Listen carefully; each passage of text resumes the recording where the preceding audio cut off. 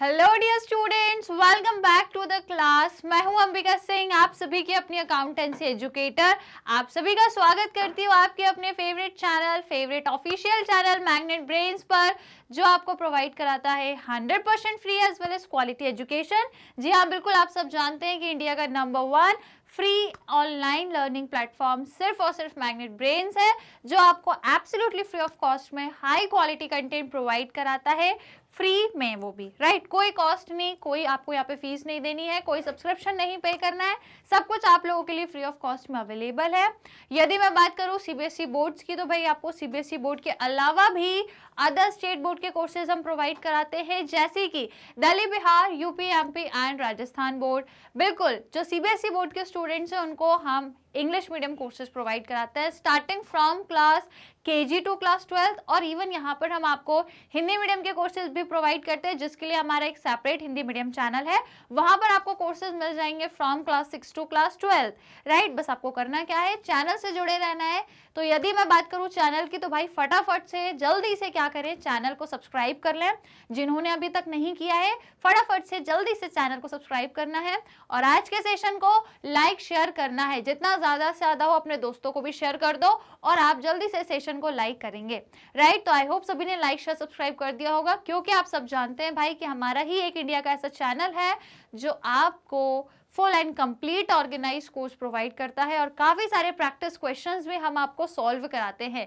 Topic wise हम बहुत सारे एक्सरसाइज के क्वेश्चंस करते हैं और चैप्टर वाइज भी हम प्रैक्टिस क्वेश्चंस भी सॉल्व करते हैं, जैसे MCQ, assertion, reason, complete chapter revision, important questions और भी बहुत कुछ। ये सब कुछ आपको एब्सोल्युटली फ्री ऑफ कॉस्ट में हम चैनल से प्रोवाइड कराते हैं। तो आपको करना क्या है, चैनल से जुड़े रहना है, सब्सक्राइब करना है चैनल को और आज के सेशन को लाइक शेयर करना है। तो उम्मीद करती हूँ आप सभी ने लाइक शेयर कर दिया होगा। तो आइए आज के अमेजिंग सेशन को स्टार्ट करते हैं। So guys, as you know कि चैप्टर नंबर 16, जिसका नाम क्या था, रिजर्व्स एंड प्रोविजंस या फिर प्रोविजंस एंड रिजर्व, कुछ भी बोलो, कान यहाँ से पकड़ो या यहाँ से, बात तो एक ही है ना। तो प्रोविजंस एंड रिजर्व या रिजर्व्स एंड प्रोविजन, ये जो हमारा चैप्टर था ये हो चुका है कंप्लीट। जी हाँ, बिल्कुल, मैंने क्या बोला था, मैंने स्टार्टिंग में बोल दिया था छोटा सा चैप्टर है, ज्यादा टॉपिक नहीं है, सिर्फ 2 ही टॉपिक थे, एक प्रोविजन का, एक रिजर्व का। और रिजर्व के अंदर थोड़े टाइप्स वगैरह थे, जैसे कि सीक्रेट रिजर्व और आपका रेवेन्यू रिजर्व और कैपिटल रिजर्व। तो बस यही थोड़े बहुत टॉपिक थे which we have already complete. हम लोगों ने पूरा चैप्टर कंप्लीट कर लिया है, सारी चीजें हम लोगों ने समझ ली हैं। Alright, so now it's time to talk about some questions related to this particular chapter. अब हम फाइनली कुछ मल्टीपल चॉइस क्वेश्चन सॉल्व करने जा रहे हैं। तो अब हम मल्टीपल चॉइस क्वेश्चंस करेंगे और देखेंगे कि कितने अच्छे से आपको चैप्टर समझ में आया है। आप सब समझ में आ जाएगा, सबकी पता लग जाएगी कि भैया किसने कितना पढ़ा है, किसने कितने अच्छे से इस चैप्टर को समझा है। तो आइए आज आप लोगों के लिए मल्टीपल चॉइस क्वेश्चंस के मैं क्वेश्चंस लेकर आई हूं, जो हम chapter number 16 that is provisions and reserve के सॉल्व करने वाले हैं। So guys, are you ready? जल्दी से शुरू करें फिर। और हाँ, सबसे अच्छी बात पता है क्या थी, इस चैप्टर में कोई प्रैक्टिकल क्वेश्चन ही नहीं था, कोई क्वेश्चन नहीं था प्रैक्टिकल, ये पूरा थ्योरेटिकल चैप्टर है। हालांकि ये डेप्रिसिएशन से जुड़ा हुआ है एनसीईआरटी में, पर हमने इसको अलग अलग पढ़ा है, ठीक है। शुरू करें। आपने सभी ने सेशन को लाइक कर दिया है, शेयर कर दिया है। तो आइए guys, let's start with the session. Multiple choice question देखेंगे। अगेन कंडीशन यही है, क्वेश्चन यहाँ रहेगा, आंसर मुझे कमेंट्स बॉक्स में चाहिए, हर एक स्टूडेंट का चाहिए। तो फटाफट से कमेंट्स में आंसर करना नहीं भूलना है। तुरंत क्वेश्चन देख के तुरंत कमेंट्स में मुझे आंसर करना, मैं सबके आंसर देखूंगी और किसका सही है किसका गलत है, ठीक है। तो लगा ले पहला क्वेश्चन, बिल्कुल कर दे चालू। चलिए तो फिर कर देते हैं चालू। ये है आपका सवाल नंबर पहला, है ना। Question 1 is on your screen, जल्दी से रीड करो, मैं आपको और एक्सप्लेन कर दूंगी। और 4 ऑप्शन में से करेक्ट ऑप्शन मुझे कमेंट्स में चाहिए, हर एक स्टूडेंट का चाहिए और सही आंसर चाहिए, है ना। तो जल्दी से फिर बता दो भैया क्या होने वाला है। क्वेश्चन पूछ रहा है, reserves arising from capital receipts are known as. बहुत बढ़िया सवाल है भैया।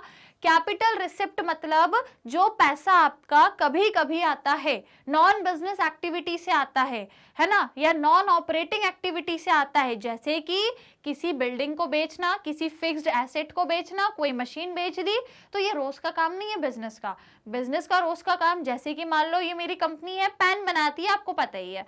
तो यदि मेरी कंपनी पेन बना रही है, तो मेरा रोज का काम, मेरा बिजनेस की एक्टिविटी, मेरी ऑपरेटिंग एक्टिविटी क्या कहलाएगी, इस पेन का प्रोडक्शन करना और इसका सेल करना, जो मैं रोज रोज करूंगी, और मुझे रोज रोज उससे प्रॉफिट होगा, जिसे मैं बोल रही हूँ रेवेन्यू रिसिप्ट या फिर रेवेन्यू प्रॉफिट। ठीक है, तो रोज रोज की एक्टिविटी से जो पैसा कमाते हो वो रेवेन्यू रिसिप्ट होता है। और कभी कभी जैसे कि वही मशीन बेचना, कोई एसेट बेचना, कोई फिक्स एसेट बेचना, या कहीं से शेयर कैपिटल आया, कहीं से डिबेंचर्स पे कैपिटल आया, तो ये जो पैसा आ रहा है कभी कभी आता है और ह्यूज अमाउंट में आता है, तो ये आपका कैपिटल रिसिप्ट होता है। यदि आपने उस रिसिप्ट में से या उस कैपिटल प्रॉफिट में से यदि आपने रिजर्व क्रिएट करा है तो आप उसको क्या बोलोगे?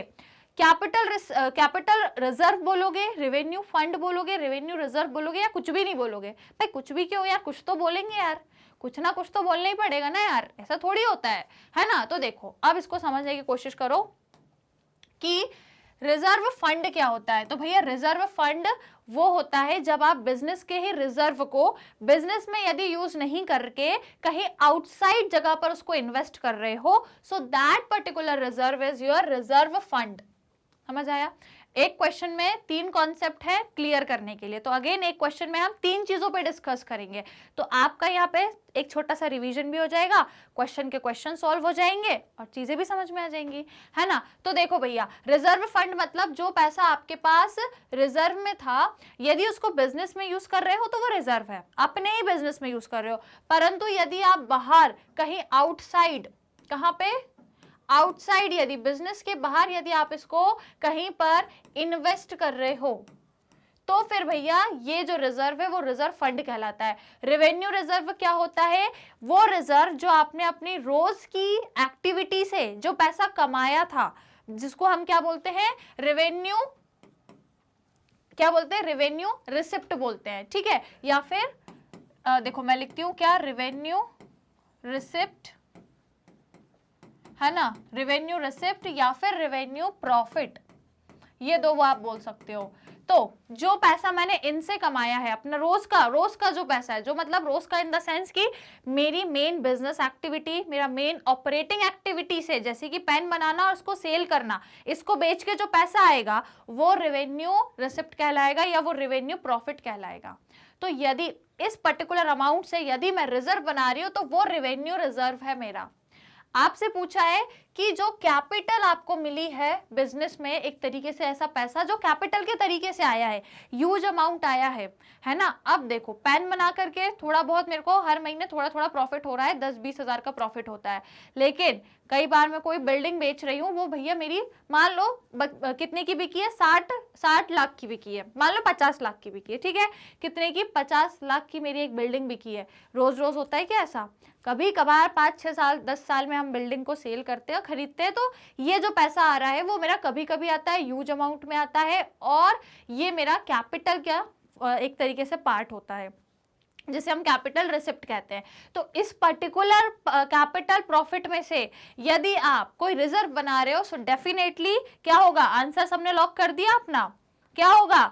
ऑप्शन नंबर ए होगा, that is your capital reserve. Capital से कमाया हुआ पैसा, कैपिटल के मतलब एक तरीके का कैपिटल जो आपने कमाया है, जो प्रॉफिट आपने अर्न किया है कैपिटल के तौर पे, उसमें से यदि पैसा आप सेव कर रहे हो, रिजर्व कर रहे हो, so that is your capital reserve. Is it clear to everyone? पहला क्वेश्चन आई होप क्लियर हो गया होगा। एक क्वेश्चन में हमने 3 चीजों को समझा है ना, राइट। तो आ जाए फिर नेक्स्ट क्वेश्चन पे। चलिए पहला हो गया, now let's come to the second question. Provisions are, provisions क्या होते हैं? चलो सबने पढ़ा है ना, गलत आंसर वाला मुझे कोई नहीं चाहिए यहाँ, जल्दी से सभी स्टूडेंट्स मुझे सही सही आंसर बताएंगे। चलिए, तो प्रोविजन क्या है? एक एक्सटर्नल ट्रांजैक्शन है, इंटरनल ट्रांजैक्शन है, या दोनों है, या कुछ भी नहीं है?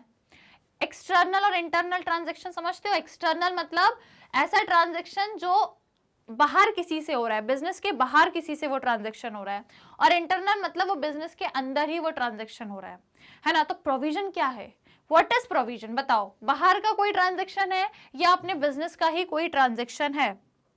क्या है? देखो भैया, प्रोविजन कौन बना रहा है?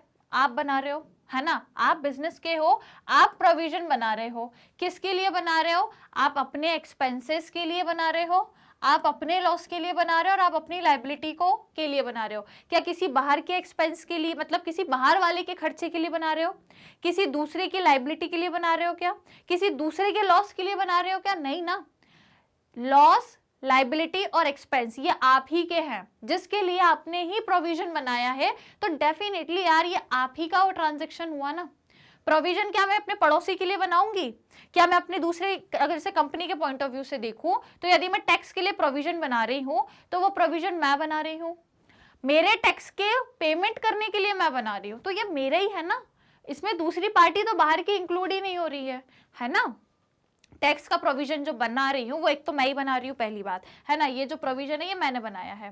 दूसरी बात, जो टैक्स की लाइबिलिटी है वो मेरी ही है, मेरे ही सर का बर्डन है कि मुझे वो टैक्स पे करना है, वो किसी और का बर्डन नहीं है कि जिसके लिए मैं मेहनत करके इतना प्रोविजन बनाऊं। भैया वो मेरी ही लाइबिलिटी है, मेरे ही एक हेडेक है कि मुझे उसके लिए प्रोविजन बनाना है और मुझे ही वो लाइबिलिटी पे करनी है, क्योंकि वो मेरा ही टैक्स है, मुझे ही करना है। ऑन द अदर हैंड यदि कोई मशीन पर रिपेयर करना है तो भैया वो मेरी ही मशीन है, मेरे ही काम कर रही है, वो मेरे ही लिए काम कर रही है, मुझे ही प्रॉफिट जनरेट करके देगी, ठीक है। तो ये मेरे ही है, सब एक्सपेंस भी मेरा है जिसके लिए प्रोविजन बन रहा है, वो लाइबिलिटी, वो लॉस, सब कुछ मेरा है।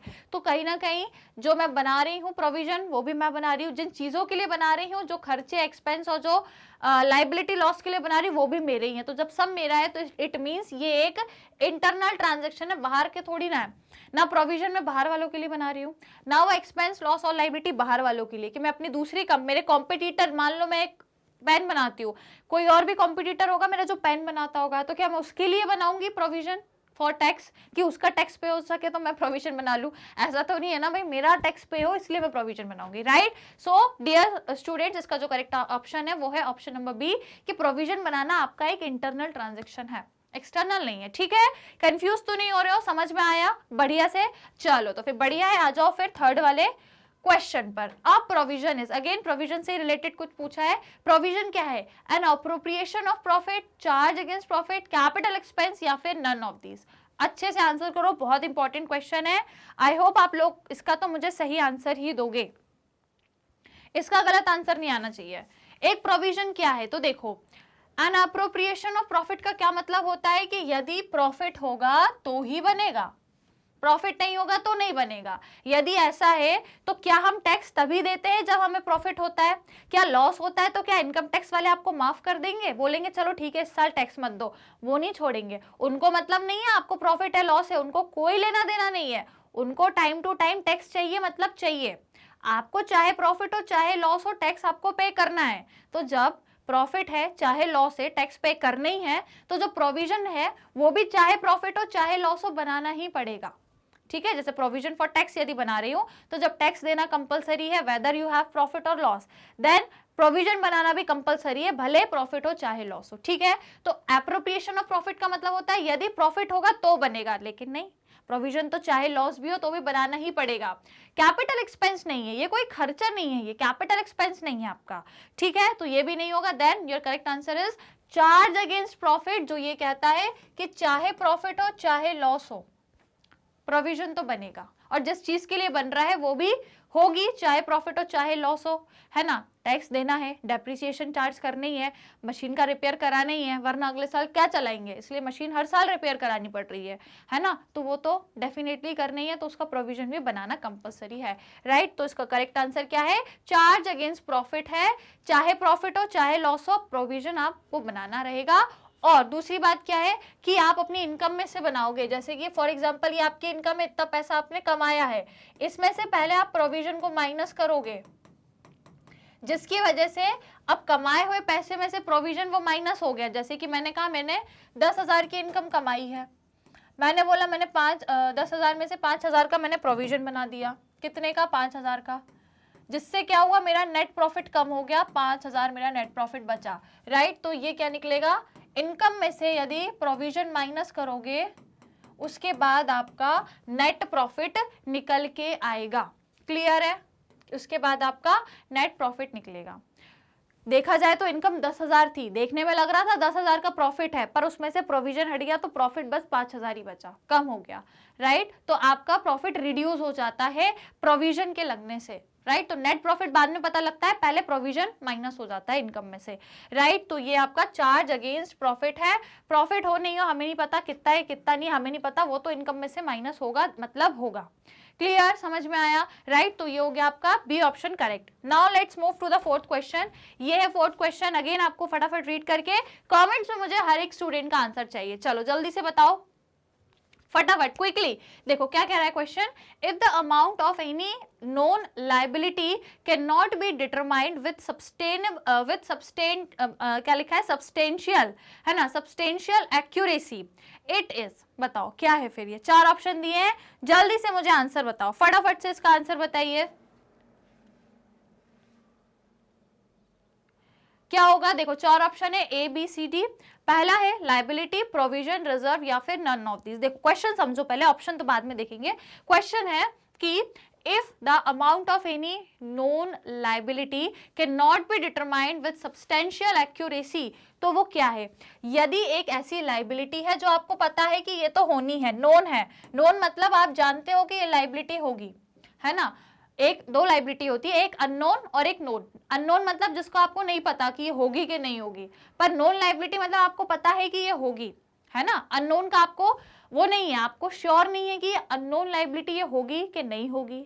यदि अननोन होती है तो हम कुछ और बनाते हैं, लेकिन ये नोन लाइबिलिटी है। नोन मतलब इसको आप जानते हो कि ये होगी, है ना, आप जानते हो कि लाइबिलिटी होगी, लेकिन कितने की होगी उसका अमाउंट आपको श्योर नहीं है, अमाउंट आपको नहीं पता, एक्यूरेसी के साथ आपको अमाउंट नहीं पता कि एग्जैक्ट इतने की ही होगी। कैसे कह सकते हो, क्योंकि ये सब फ्यूचर का है ना यार, लाइबिलिटी जो है ये सब फ्यूचर में हो रही है। फ्यूचर आप अभी कोई अंतर्यामी तो है नहीं अपन कि बैठे बैठे दिमाग लगा ले और बिल्कुल चमत्कार करके सोच ले कि इतनी की लाइबिलिटी होगी, लेकिन नहीं, हम एक्सपीरियंस के बेसिस पे एक अंदाजा लगा लेते हैं, एक एस्टिमेशन बना लेते हैं कि यार पिछले 10 साल से ये जो लाइबिलिटी है श्योर है, ये तो हर साल होती है, जैसे कि टैक्स देना है, श्योर है हर साल दे रहे हैं, है ना। नोन जो लाइबिलिटी है इसका मतलब कि जैसे कि मुझे मालूम है कि यार मैं हर साल टैक्स दे रही हूँ, इस साल भी देना है, लेकिन मुझे अमाउंट श्योर नहीं है, क्योंकि हर साल टैक्स थोड़ा चेंज होता रहता है, कम ज्यादा आता है, थोड़ा बहुत, मतलब थोड़ा बहुत ज्यादा नहीं कि बिल्कुल 10,000 से 10 लाख पे टैक्स आया, ऐसा नहीं है।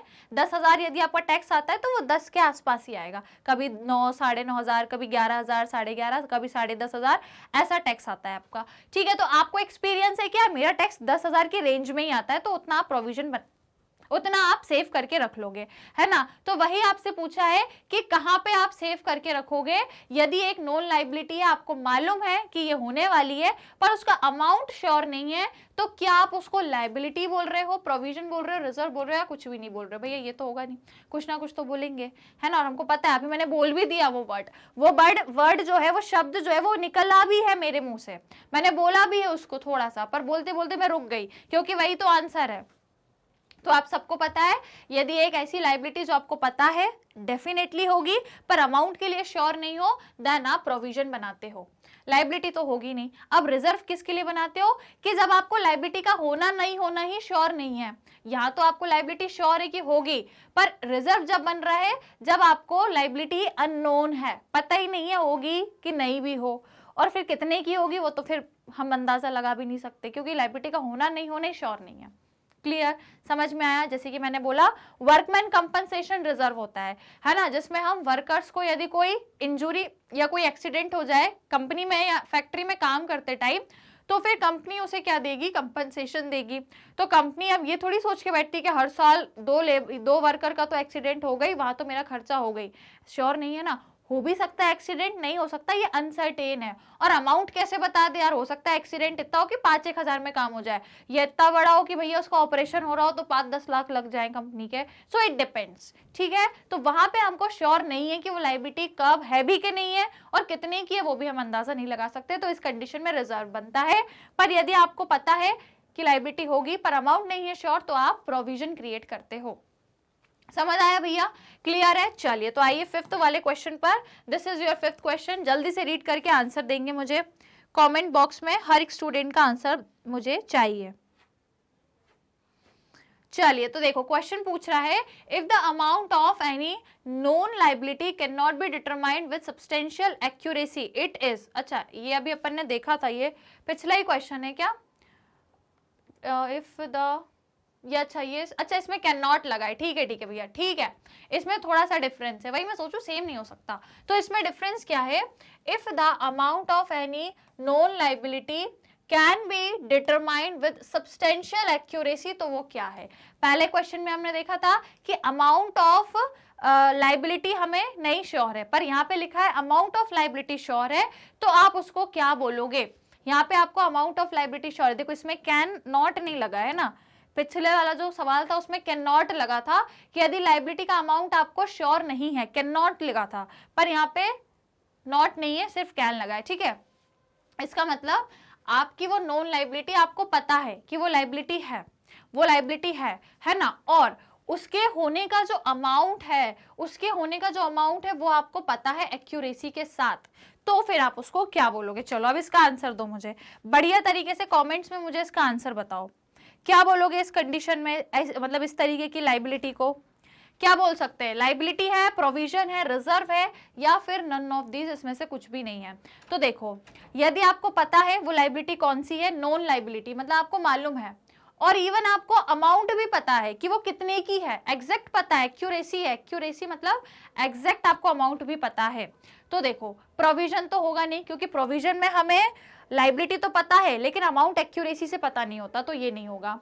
और रिजर्व में तो भैया लाइबिलिटी ही नहीं पता होती है, तो अमाउंट फिर कहां से एक्यूरेसी, अभी मैंने जस्ट पिछले क्वेश्चन में यही बताया ना कि रिजर्व में आपको लाइबिलिटी ही सर्टेन नहीं है कि होगी या नहीं होगी, तो फिर अमाउंट कहां से आप श्योर बता दोगे कि हाँ इतना होगा कि नहीं होगा, है ना। तो रिजर्व नहीं होगा, नन ऑफ दीज या लाइबिलिटी। तो भैया लाइबिलिटी ही वो एक ऐसी चीज है जो आपको पता है कि होगी, और कितने अमाउंट से होगी आपको ये भी पता होता है, तो वो आपकी लाइबिलिटी कहलाती है। जैसे कि मुझे क्रेडिटर को पैसा देना है, जैसे कि मेरे क्रेडिटर्स हैं जिनसे मैंने उधारी पे कुछ लिया है या जिनको मुझे देना है ना, जिनको मुझे पैसा लौटाना है, तो ये मेरी क्या है, ये लाइबिलिटी है ना। क्यों, क्योंकि ये नोन है, मुझे पता है कि भैया इनको पैसा देना है, मतलब देना है, मुझे पता है, और मुझे ये भी पता है कि मुझे उन्हें 20,000 रुपये देने हैं क्योंकि मैंने उनसे 20,000 लिए थे, है ना। तो यहाँ पे मुझे लाइबिलिटी भी पता है और अमाउंट भी पता है, तो यदि ऐसा है तो ये आपकी लाइबिलिटी होती है।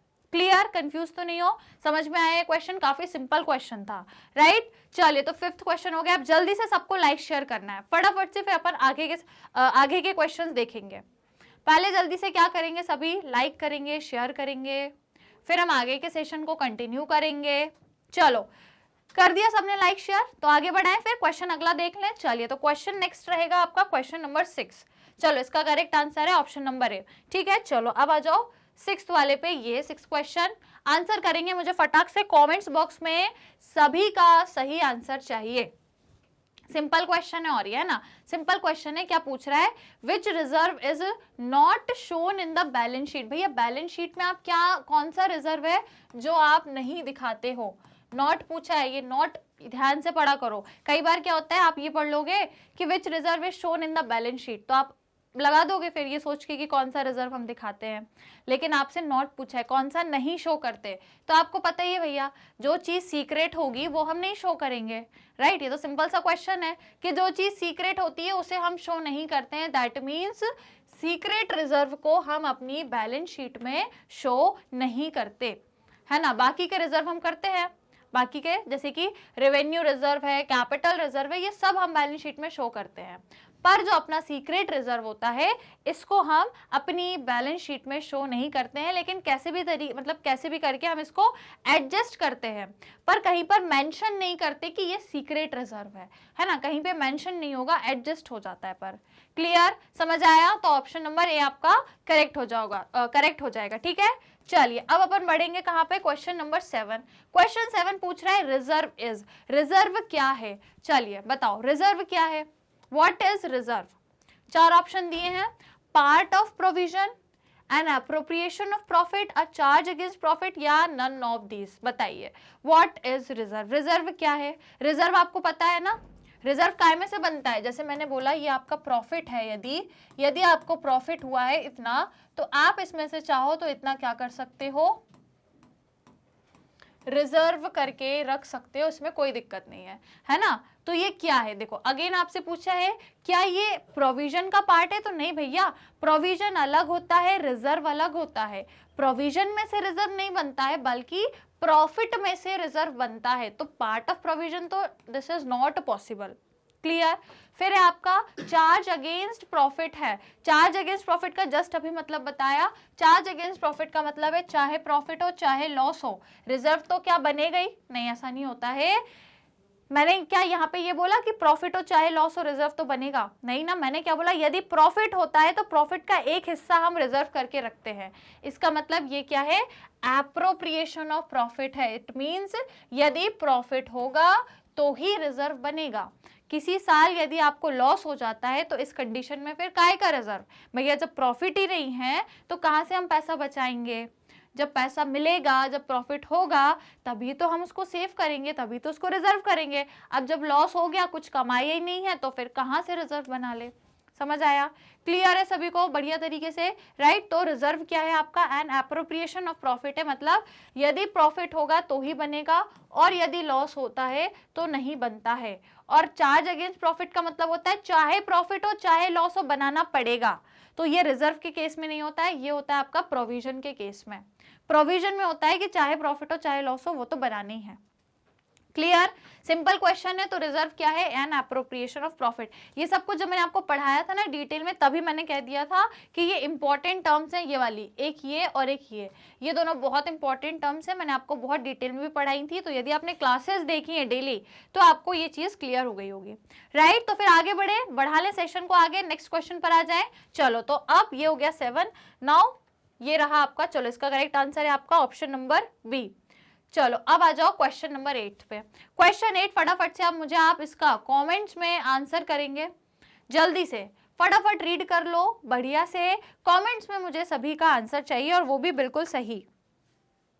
चलो, तो क्या पूछ रहा है, which of the following is an example of revenue reserve. ठीक है, तो आपको बताना है इनमें से कौन सा एक एग्जाम्पल है रेवेन्यू रिजर्व का। अब रेवेन्यू रिजर्व तो समझते हो ना, मैंने अभी स्टार्टिंग में ही बताया था। रेवेन्यू रिजर्व क्या होता है आपका, भाई एक ऐसा रिजर्व जो आपने कहां से किया है, अपने रेवेन्यू प्रॉफिट से। कहां से किया है, रेवेन्यू प्रॉफिट से या आपके रेवेन्यू रिसिप्ट से। और ये क्या होती है, रेवेन्यू प्रॉफिट कब होता है, जब आप अपने बिजनेस की एक्टिविटी से पैसा कमाते हो, जब आप अपनी ऑपरेटिंग एक्टिविटी से पैसा कमाते हो। तो यदि इस प्रॉफिट से यदि आपने रिजर्व किया है तो वो उसका एग्जांपल आपको देना है कि क्या वो जनरल रिजर्व है, कैपिटल रिजर्व है, वर्कमैन कंपनसेशन रिजर्व है या फिर नन ऑफ दीज। चलो बताओ भैया, बताइए। रेवेन्यू रिजर्व का एक एग्जाम्पल आपको बताना है, चलो फटाफट बताओ। करेक्ट ऑप्शन चाहिए मुझे हर एक स्टूडेंट का, बिल्कुल करेक्ट आंसर आना चाहिए। चलो देखें, इसको चेक करें। तो देखो, सबसे पहली बात, ये जो कैपिटल रिजर्व लिखा है भाई ये तो हो ही नहीं सकता, क्योंकि ये तो जस्ट अपोजिट एग्जांपल दिया हुआ है। क्योंकि कैपिटल रिजर्व आपका कैपिटल रेवेन्यू से बनेगा, कैपिटल रेवेन्यू या जिसे आप कैपिटल प्रॉफिट बोलते हो उससे बनता है। तो रेवेन्यू प्रॉफिट से तो बनेगा नहीं, क्योंकि कैपिटल रिजर्व आपका कैपिटल प्रॉफिट या कैपिटल रेवेन्यू से बनता है, तो ये तो आपका पॉसिबल नहीं है। उसके बाद जो आपका वर्कमैन कंपनसेशन रिजर्व होता है ये आपका रेवेन्यू से नहीं बनता, क्योंकि ये एक फिक्स्ड उसके लिए बन रहा है, मतलब एक फिक्स्ड मोटिव के लिए बना रहे हो, एक स्पेसिफिक मोटिव है आपका, एक स्पेसिफिक ऑब्जेक्टिव के लिए बना रहे हो कि भैया ये जो रिजर्व में पैसा है ये सिर्फ और सिर्फ हम कब यूज करेंगे, जब वर्कर को कंपनसेशन देना रहेगा तभी हम इसके अमाउंट को यूटिलाइज करेंगे, सिर्फ इसी काम में करेंगे। क्योंकि नाम में ही लगा है क्या, वर्कमैन कंपनसेशन रिजर्व, मतलब एक ऐसा रिजर्व जिसका अमाउंट हम सिर्फ और सिर्फ वर्कर को कंपनसेशन देने के लिए ही यूज करेंगे, इसके अलावा यूज नहीं करेंगे। हाँ, ऐसा हो सकता है कि यदि इसमें जरूरत नहीं पड़ी, वर्कर को कंपनसेशन देने की जरूरत ही नहीं पड़ी, तब आप इस कंडीशन में रिजर्व को कहीं और यूज कर सकते हो, फिर दिक्कत नहीं है। लेकिन प्रायोरिटी क्या रहेगी कि पहले आप इसी के काम में इस रिजर्व के अमाउंट को यूज करोगे, राइट। तो ये आपका कैपिटल रिजर्व से बनता है। और जो आपका भैया जर्नल रिजर्व होता है ना, ये आपका एग्जाम्पल है किसका, रेवेन्यू रिजर्व का। जो आपने डेली अमाउंट या जो डेली आपने रेवेन्यू प्रॉफिट अर्न किया है उससे आप जनरल रिजर्व बनाओगे, जो जनरली किसी भी चीज के लिए यूज हो सकता है, छोटा बड़ा कहीं भी, कोई भी जरूरत है, छोटी बड़ी कैसी भी जरूरत हो आप इसको यूज कर सकते हो। तो ये एक एग्जाम्पल है आपका किसका, आपके रेवेन्यू रिजर्व का। समझ आया? तो ये तो है नहीं, ये कैपिटल रेवेन्यू का एग्जाम्पल था, ये भी आपका कैपिटल रेवेन्यू से बन रहा है, बस आपका जनरल रिजर्व है जो आपका रेवेन्यू रिजर्व से क्रिएट किया जाता है। समझ में आया सभी को?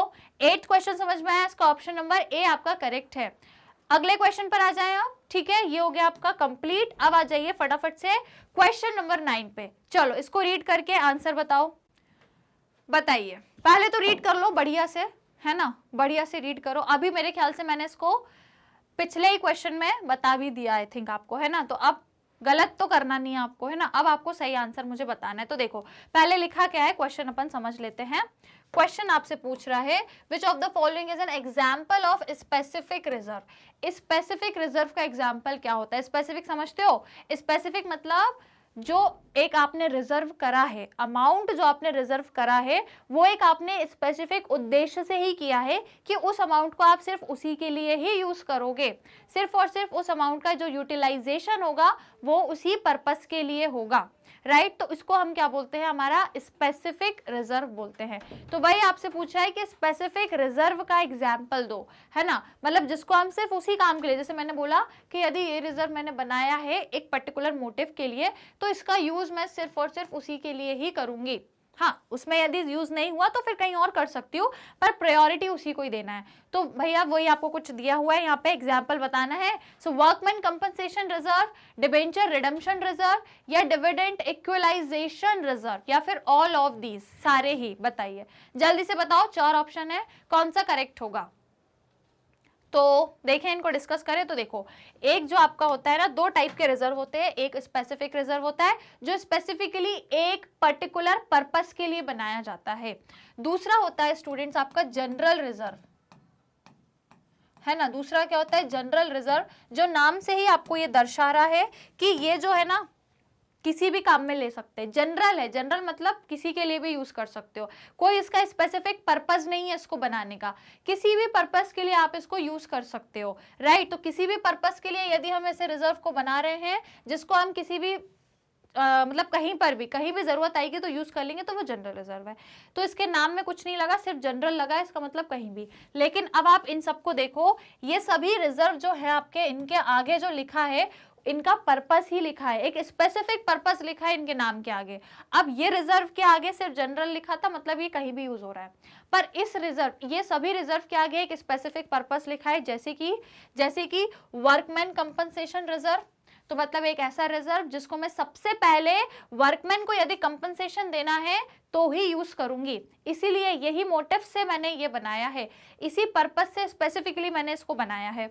दूसरा है आपका debenture redemption reserve. Debenture redemption क्या होता है कि यदि मैंने लोगों से पैसा लिया है, जिसको मैं डिबेंचर्स कहती हूँ, डिबेंचर इशू करके लोगों से पैसा लेती हूँ, एक न एक दिन उनको पैसा वापस करना है, तो पैसा वापस करने के लिए मुझे अभी से ही उसको एक मेंटेन करके चलना पड़ेगा। देखो कल को फॉर एग्जांपल मैंने डिबेंचर इशू करे, जैसे शेयर इशू होते हैं वैसे डिबेंचर इशू होते हैं, मैंने डिबेंचर इशू करे, मान लो फॉर एग्जांपल, छोटा सा एग्जांपल देती हूँ, मान लो मैंने 50,000 के डिबेंचर इशू करे, लोगों को मैंने बांटे, लोगों ने खरीदे वो डिबेंचर और मुझे लोगों ने 50,000 दे दिए।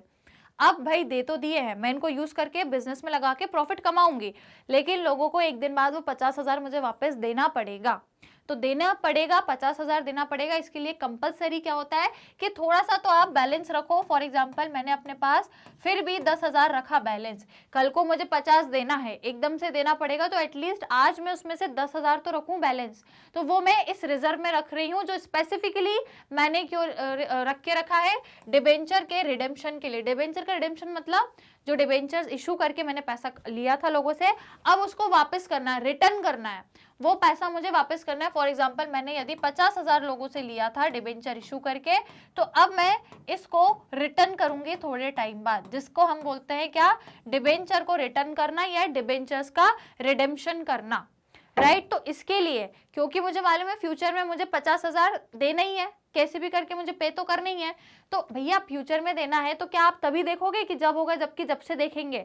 बिजनेस में ये कॉन्सेप्ट फॉलो नहीं होता है, बिजनेस में ये कि पैसा देना है, आज से ही तैयारी चालू कर दो, आज से ही इसमें पैसा जोड़ना चालू कर दो, थोड़ा थोड़ा पैसा आज से ही इस रिजर्व में जोड़ना चालू कर दो। और वो स्पेसिफिकली उसी के लिए है कि भैया इस अमाउंट से जो आप आज से ही जोड़ना चालू कर रहे हो, पहले 1000 डाले आपने, फिर 2000, 3000, ऐसे करके आपने थोड़ा थोड़ा पैसा जोड़ना चालू कर दिया, राइट। तो अब ये जो रिजर्व है इसका यूज आप केवल और केवल किस लिए करोगे?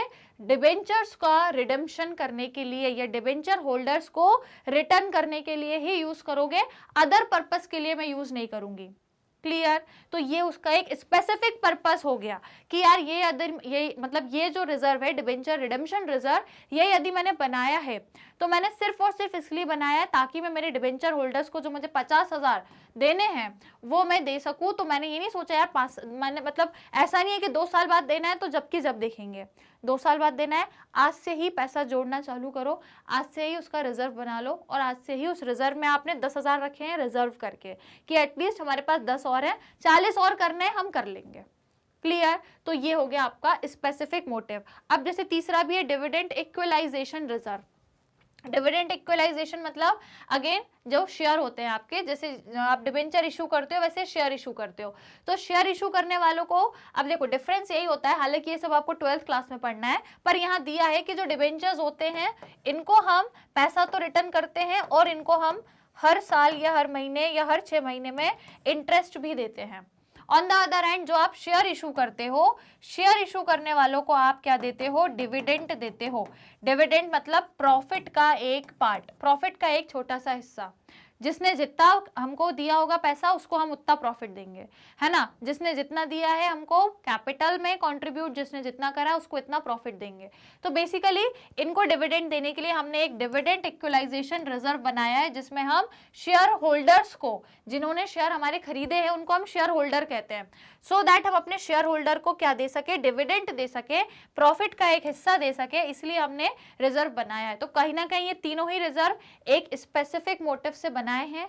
इनका जो अमाउंट है रिजर्व में वो सिर्फ स्पेसिफिकली उसी पर्टिकुलर मोटिव के लिए ही यूज होगा, इसके अलावा आप उसको कहीं और यूज नहीं करोगे, ऐसी आपकी कोशिश रहती है कि उसको हम वही यूज करें, राइट। तो ये तीनों ही आपके एग्जाम्पल हैं काई के किसके भैया, क्या पढ़ रहे हैं? हाँ, स्पेसिफिक रिजर्व के, ठीक है। तो ये तीनों आपके स्पेसिफिक रिजर्व के एग्जाम्पल हैं, that means all of these, ये तीनों ही आपके स्पेसिफिक पर्पस के लिए बनाए हैं, है ना। सबका पर्पस नाम के आगे ही लिखा है। और क्लियर? समझ में आ गया? सिंपल क्वेश्चन था। So this is your question 9। I hope clear हो गया होगा, ठीक है। समझ में आया? समझ में आया तो भैया लाइक शेयर कर देना। क्लियर? यदि समझ में आया है तो लाइक शेयर कर देना। आगे बढ़े, फिर क्वेश्चन 10th लगा ले। चलिए क्वेश्चन 10th लगा लेते हैं। ये रहा question 10th। Provision is made, ये पूछा है आपसे प्रोविजन कब बनाया जाता है, बताओ भैया प्रोविजन कब बनाया जाता है। 4 ऑप्शन दिए हैं, देख लो भैया प्रोविजन कब बनाया जाता है ना, या फिर पूछा प्रोविजन इज मेड, तो पहले ऑप्शन देखते हैं, है ना। तो पहला कह रहा है to provide for an amount of which is known liability. तो प्रोविजन हम क्यों बना रहे हैं ये पूछा है, क्यों बनाते हैं। तो भैया क्या हम एक जो प्रोविजन बनाते हैं वो इसलिए बनाते हैं कि हम एक नोन लाइबिलिटी, नोन मतलब आपको पता है ये लाइबिलिटी होगी और डेफिनेटली होगी, 100% श्योर हो आप उसके अमाउंट के लिए, उस नोन लाइबिलिटी मतलब वो लाइबिलिटी जो आप जानते हो उसके अमाउंट को पे करने के लिए आप प्रोविजन बनाते हो। पहला ऑप्शन कह रहा है। दूसरा कह रहा है to provide for a liability based on estimate, या फिर एक ऐसी लाइबिलिटी को पूरा करने के लिए जिसका अमाउंट आपने एक एस्टीमेट से बनाया है ना। To provide for a liability based on estimate, आपने उस लाइबिलिटी को ही एस्टीमेट से बनाया है कि यार मतलब अंदाजे से, आपने अंदाजे से वो एस्टीमेट बनाया है कि यार ये लाइबिलिटी होगी या नहीं भी होगी। उसके बाद टू फेस फाइनेंशियल डिफिकल्टीज, या फिर अपनी फाइनेंशियल डिफिकल्टीज को फेस करने के लिए, या फिर to strengthen the financial position, अपनी फाइनेंशियल पोजीशन को और भी मजबूत और स्ट्रांग बनाने के लिए। बताओ, तो एक तरीके से आपसे मोटिव पूछा है कि प्रोविजन आप किस पर्टिकुलर मोटिव से बनाते हो, बताइए किस मोटिव से बनाते हो, फटाफट बताओ किस मोटिव से बनाते हो।